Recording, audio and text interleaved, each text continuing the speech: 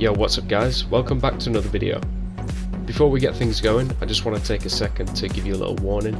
I try and keep things for the most part spoiler free, but there are a few in this video, so you've been warned.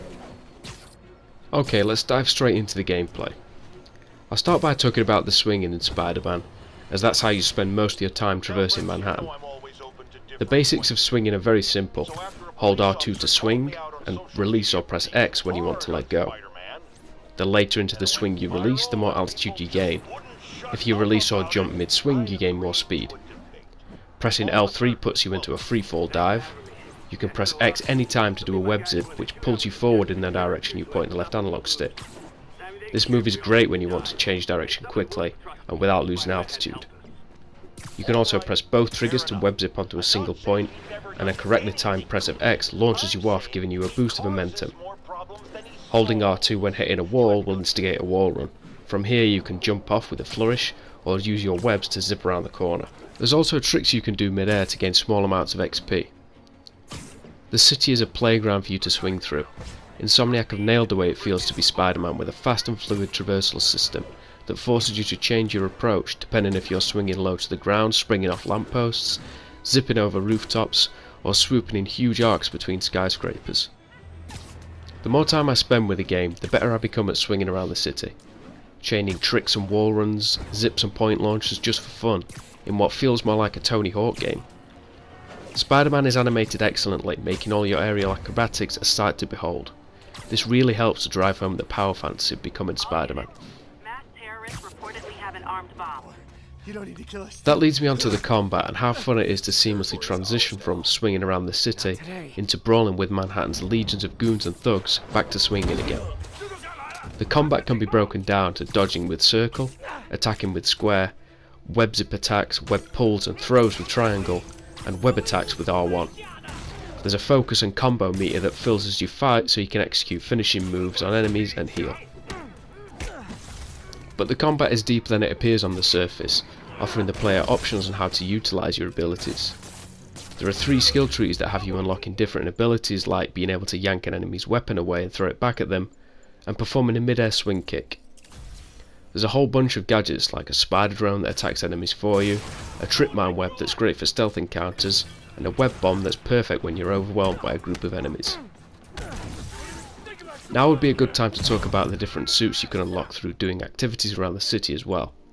Each suit comes with a different power, like becoming bulletproof for a short period of time. Any power can be used with any suit as well, which is a nice touch once you've unlocked it. The combat is super fun, and once you get the hang of it, you'll feel untouchable bouncing around environments and webbing up bad guys the way you'd expect Spider-Man would do. I found it challenging at the start of the game, but the more adept I get and the more abilities and gadgets I unlock, the challenge isn't quite as great. There are different enemy types to force you to change up your strategy, because certain attacks don't work on specific enemies. Brute enemies require you to web them up before you can deal damage to them, for example.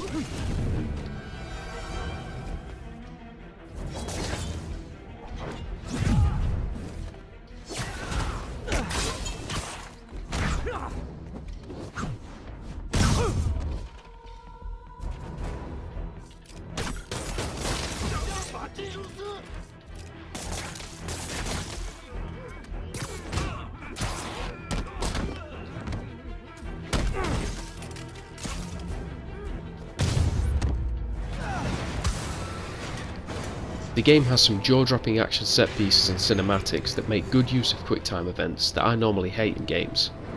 Just like this crane sequence followed by an intense helicopter chase. I'm only 40% through the game so far, and events like these are highlights of the story and gameplay alike.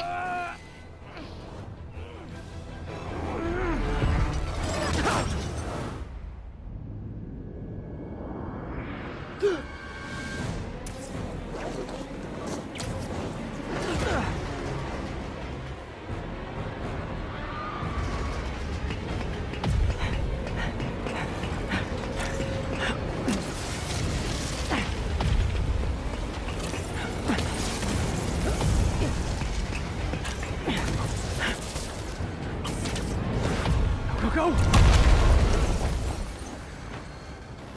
That just happened? Yeah. I'm getting reports of a helicopter with a wrecking ball. Yeah, things with the demons got complicated. It is my There's more to the gameplay than the catch story that missions, pigeon. such as goofy side quests like catching escaped pigeons, collectible backpacks to find that have cool Spider-Man Easter eggs in them. Plus the game explores Peter Parker as a scientist with fun puzzle-style mini-games that tie in with the story. There's all that, as well as a variety of emergent crimes that happen around the city, such as this car chase and bomb disposal mission. Some of these feel more at home than others, and the car chase crimes are definitely the standout examples of what should be in a Spider-Man game.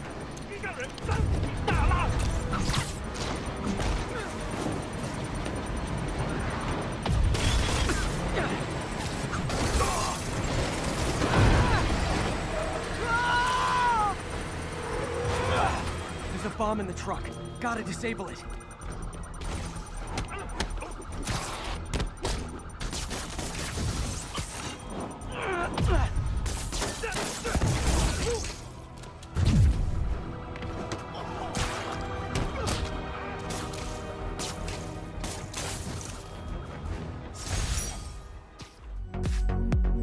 Okay guys, that's it for today's video.